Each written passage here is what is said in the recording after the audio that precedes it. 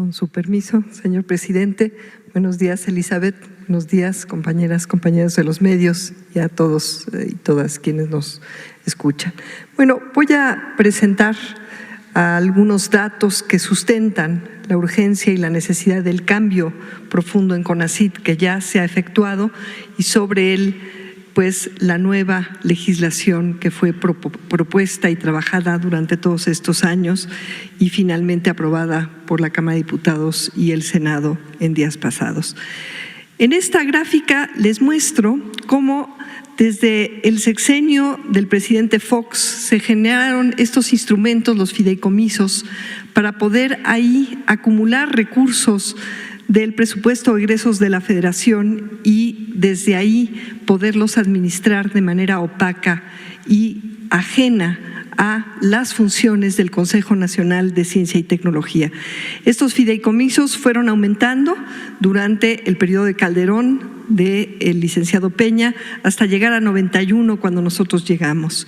Y se transfirieron a través de estos fideicomisos y también de programas presupuestarios del CONACYT más de 45,000 millones de pesos a empresas privadas, nacionales y también transnacionales.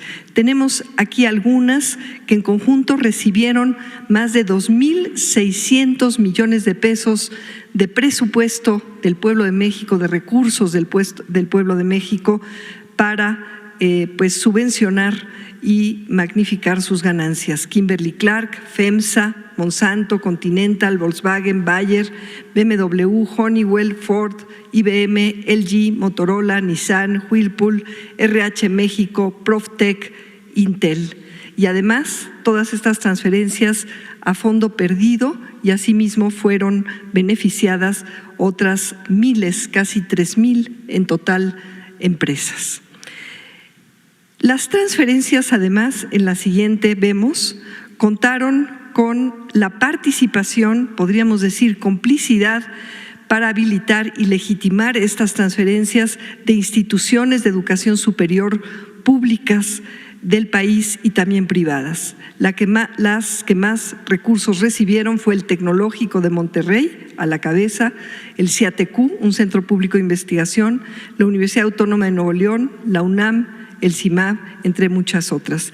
Aquí está la forma en que se triangulaban estas transferencias y las empresas no solamente recibían estos recursos sobre pretexto de la innovación a fondo perdido, sin que, como veamos, tuviera ningún beneficio para el país, sino además recibían de regreso recursos a partir de las instituciones de educación superior en forma de talento, de apoyos para su negocio, es decir, una subvención sobre pretexto de la innovación de entidades privadas utilizando al CONACYT como entidad pública para facilitar todo este procedimiento.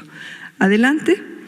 A través de los FOMICs, 35 fideicomisos, se canalizaron millonarios recursos habilitados por, entre otras, una asociación civil que también recibieron recursos y dejando sin atender prioridades estatales, destinaron una gran cantidad de recursos, alrededor de 14,000 millones de pesos, para elefantes blancos de proyectos, falsas ciudades del conocimiento. Aquí tenemos algunos ejemplos de estas suntuosas edificaciones que o no se han utilizado o están subutilizadas o están siendo utilizadas para fines que no son los que tiene el CONACYT o no tenía antes el CONACYT.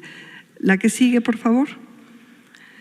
Bueno, y no solamente hubo desvío a favor de intereses económicos, sino también de intereses creados políticos. Aquí presentamos una pequeña radiografía de las redes que habilitó uno de los centros públicos de investigación en su época pues neoliberal, desviando sus funciones que deberían de ser a favor de todo el país y estrictamente para desarrollar investigación científica en ciencias sociales, en economía y formar recursos.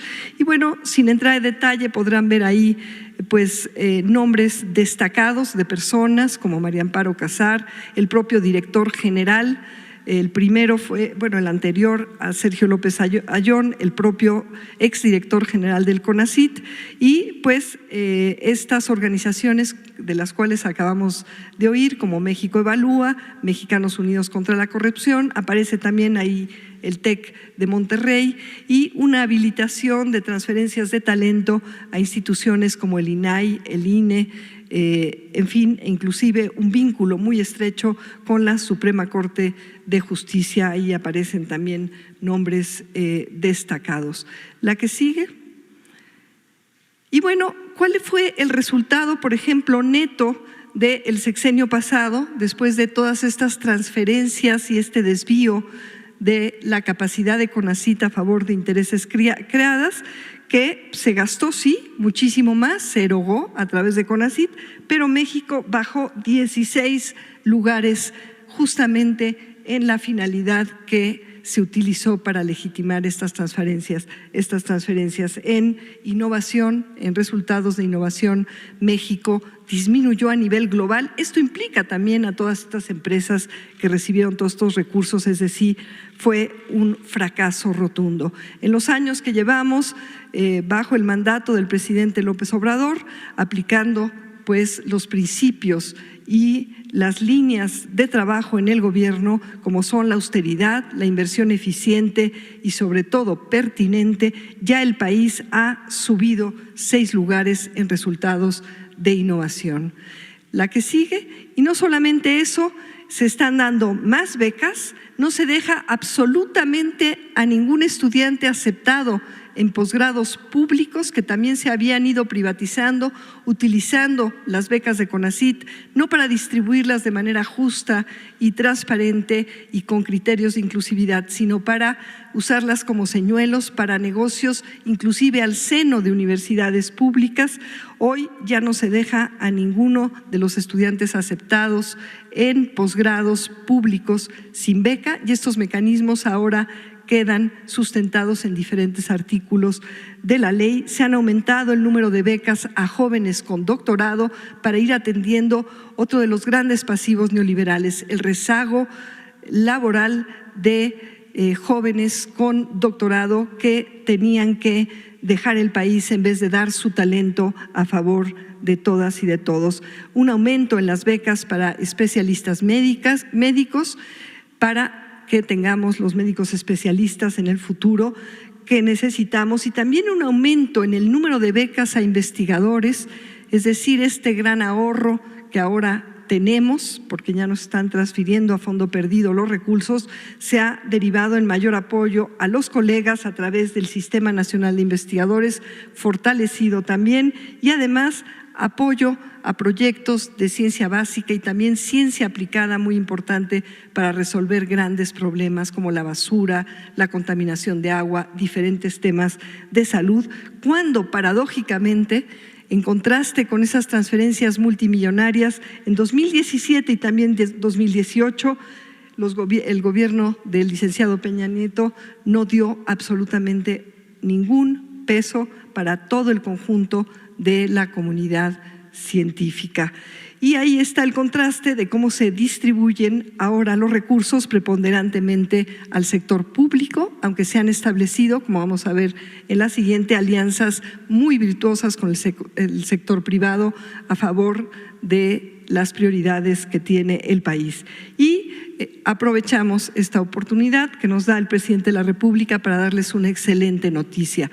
Tenemos patria, tenemos ya la vacuna patria como refuerzo, con los datos de la fase final siendo exitosos, cumpliendo con criterios establecidos por la Organización Mundial de la Salud para vacunas COVID de refuerzo en este caso, pero el ya contar con esta plataforma nos abre el camino a la recuperación en la soberanía de vacunas, que es tan importante para la prevención de enfermedades. Esto gracias a la conjunción de capacidades públicas de varias universidades, entidades públicas como el Instituto Mexicano del Seguro Social, la COFEPRIS, pero también en alianza con una empresa honesta, mexicana, que se especializaba en vacunas para el sector animal y ahora ha dedicado una inversión importante para la producción de vacunas humanas para personas en nuestro país.